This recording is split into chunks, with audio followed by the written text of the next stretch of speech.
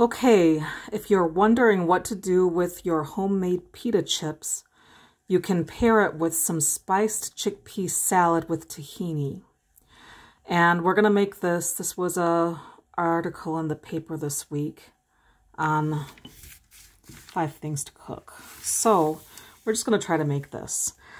Here's the list of ingredients, and I've set everything out.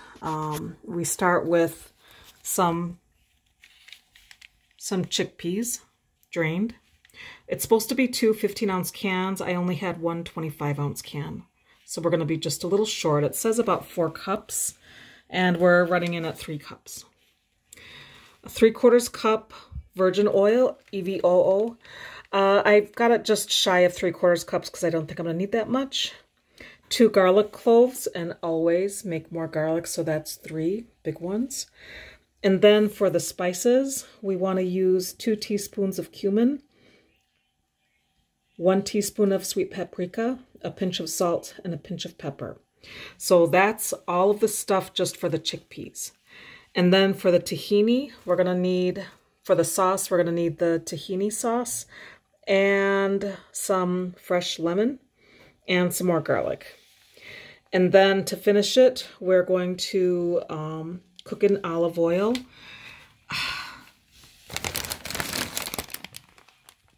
This is a combination of kale and sorrel. This calls for 10 ounces. And I measured this. This is, all of this huge bag is coming in at 6 ounces. So we're a little short on that too, but that's okay. And then we're going to dress it with some fresh parsley. There's my pita chips. And cucumber. So this is pretty exciting. The first step is to make the chickpeas, and we're going to do that right now. It's really simple. So we're going to take a pan. They're pretty specific on the pan size. They want it to be small. So this is a brownie size pan. And we're just going to add our chickpeas. They want it to be spread out. They actually don't want it to be spread out, but that's the size pan I have, and that's what I'm going with. And then we add in our garlic.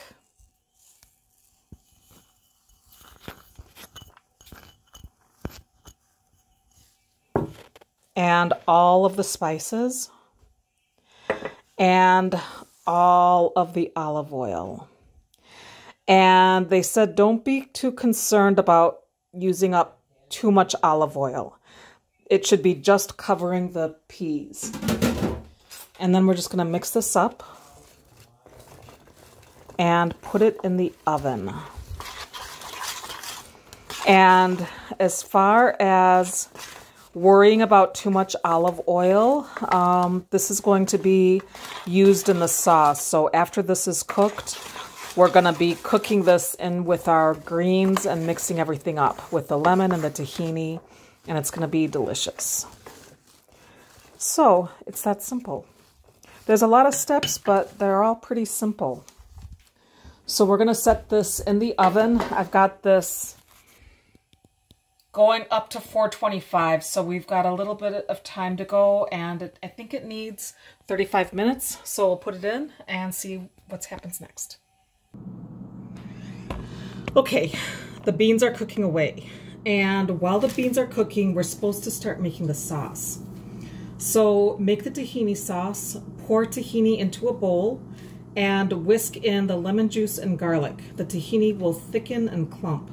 Slowly whisk in warm water, 1 tablespoon at a time, until the sauce becomes smooth and creamy and pourable. Taste and season with salt and pepper, and more lemon juice if desired. So here we've got a 1/3 cup of tahini. This is the juice of 1 lemon, and I've got some garlic chopped up. So we're gonna whisk all of this together.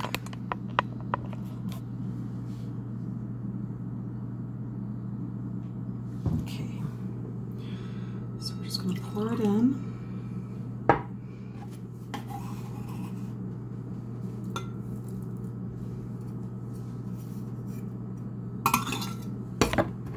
And whisk away.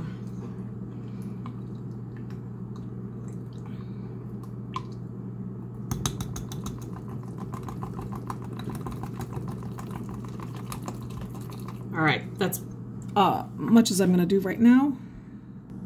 Okay, so it's not pourable yet.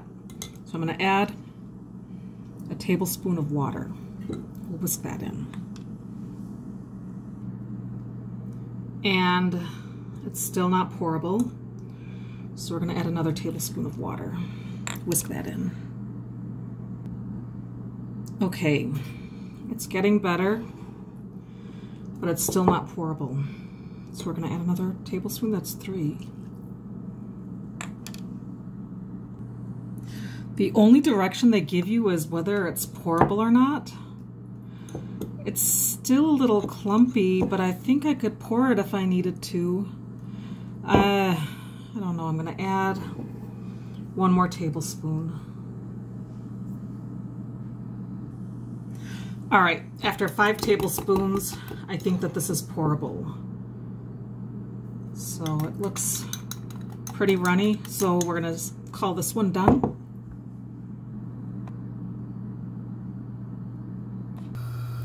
This last step is pretty easy when we have to just wilt the greens. It says place a large frying pan over medium heat. And drizzle lightly with olive oil. So we need some olive oil. Drizzle with olive oil. Okay. And then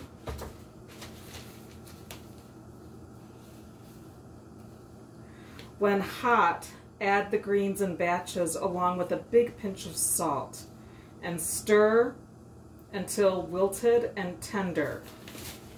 So that's easy. This is, like I said, it's a combination of sorrel and kale. And it's, if you've never tasted sorrel before, it's divine. It's really this nice, sweet green.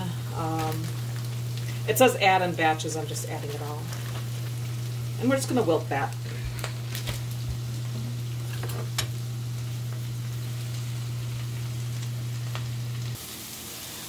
Okay, I've turned this off. Everything is cooked down. Look at how bright and green everything turned. But then, because I've got two kinds of greens in there, it's sorrel and kale. I think the kale turned a different color when it got hot. It's kind of weird. But all we do now is let that cool, set it aside, and we're going to mix everything together. The beans aren't done yet, though. We've got about 3 more minutes on the beans. Here are the beans right out of the oven. They're nice and sizzly, they're warm, they smell delicious. And we're ready to assemble. All right, so here are the final instructions. When ready to serve, in a large bowl, gently mix the chickpeas with their cooking oil and the greens and half the pita chips and the chopped herbs. So it's a handful of parsley and a handful of mint. And the mint I was able to get from the garden. And mound the chickpeas into 4 shallow bowls because it's supposed to serve 4, but I only have 2 people here. And then divide the cucumber slices around the chickpeas. So we're just gonna go like that. Alan doesn't like cucumbers, so he gets 3 of the small ones. And then drizzle thickly with half of the tahini sauce and scatter the remaining chips on top. Oh, it's supposed to be pourable and it's not pouring. Oh yeah, it's drizzled, but I clumped it on. All right, that one's drizzled. Okay, and then we put some chips right on top.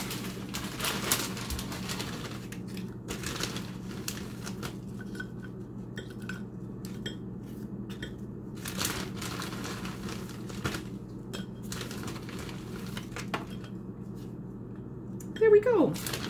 We're all ready to serve.